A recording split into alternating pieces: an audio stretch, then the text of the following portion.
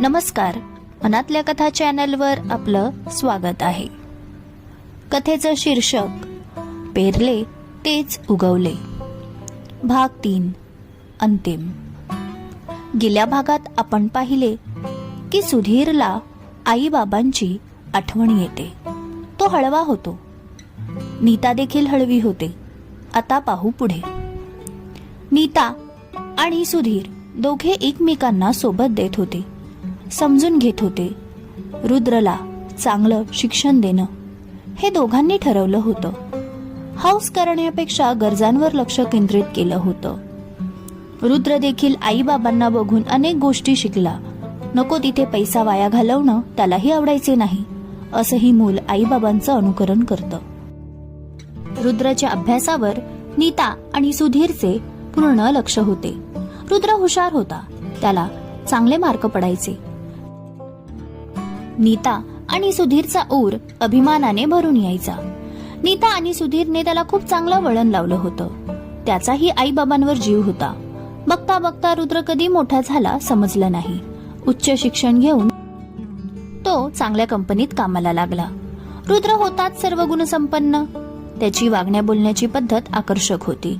उंच, धिप्पाड, दिसायलाही हँडसम होता. आई बाबांचा जीव की प्राण होता. नीता आणि सुधीरच्या लग्नाची अॅनिव्हर्सरी होती. आई, बाबा, आज तुमच्या लग्नाचा वाढदिवस आहे, तर संध्याकाळी आपण हॉटेलमध्ये जाऊया, रुद्रने सांगितले. दोघेही तयार झाले. हॉटेल समोर गाडी उभी केली. हॉटेलमध्ये गेल्यावर पाहिले तर तिथे हॉलमध्ये मोठ्या अक्षरात लिहिलं होतं, हॅपी अॅनिव्हर्सरी आई बाबा. नीता आणि सुधीर पाहतच बसले. हे सरप्राईज होतं. खरं तर रुद्रने पार्टी ठेवली होती एका हॉटेलमध्ये, ज्याची खबर त्याने आई बाबाला लागू दिली नव्हती. जवळचे नातेवाईक आणि मित्रमैत्रिणी बोलावले होते. नीता आणि सुधीर दोघेही खुश झाले. नीता खूप गोड दिसत होती. रुद्रने छान डिझायनर साडी आईसाठी घेतली होती. बाबांसाठी देखील कोट शिवून घेतला होता. रुद्रची सकाळपासून धावपळ चालू होती. आई बाबाच्या चेहऱ्यावर आनंद ओसंडून वाहत होता. नीताचे आई वडील देखील लेकीच्या आणि जावयाच्या आनंदात खुश होते. चौफेर आनंद होता. आज त्यांना नीताने जो सुधीरशी लग्न करण्याचा निर्णय होता त्याचा अभिमान वाटत होता. नीता आणि सुधीर दोघेही भावनिक झाले होते. रुद्रने आधीच सर्वांना सांगितलं होतं, भेट वस्तू नको, फक्त मनापासून शुभेच्छा, आशीर्वाद. सर्वांच्या उपस्थितीत केक कट केला. जेवणाचे प्रकार सुद्धा खूप होते. सगळं रुद्रने अरेंज केलं होतं. त्याच्या चेहऱ्यावर आनंद ओसंडून वाहत होता. आई बाबासाठी काय करू आणि काय नाही असे झाले होते. खूप खास दिवस होता त्याच्यासाठी. आई बाबांचे आधीपासूनचे फोटो घेऊन त्याचा सुंदर व्हिडिओ बनवला होता आणि स्क्रीनवर प्रेझेंट केला होता. ते देखील सुधीर आणि नीतासाठी सरप्राईजच होते. इतकं सगळं कधी केलं होतं ह्याची जराही खबर दोघांना नव्हती.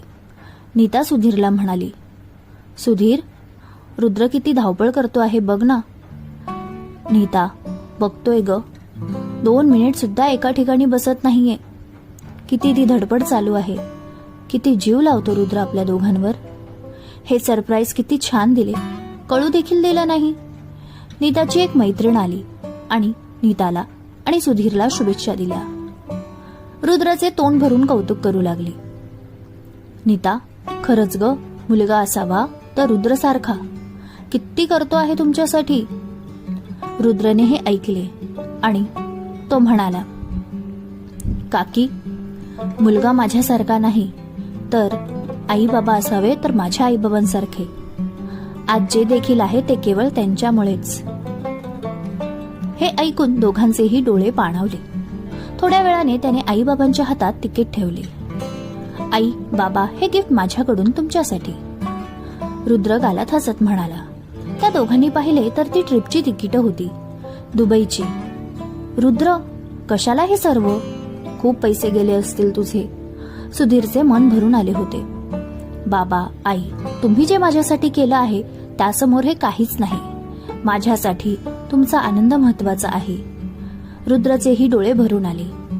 त्याने आई बाबांना घट्ट मिठी मारली. फोटोग्राफरने तो क्षण कॅमेऱ्यात कैद केला. समाप्त. कथालेखन अश्विनी कुणाल ओगले.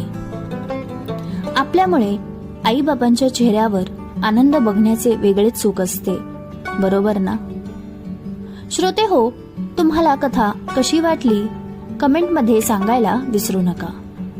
एक लाईक जरूर द्या आणि तुम्ही चॅनलला सबस्क्राईब केलं नसेल तर जरूर करा.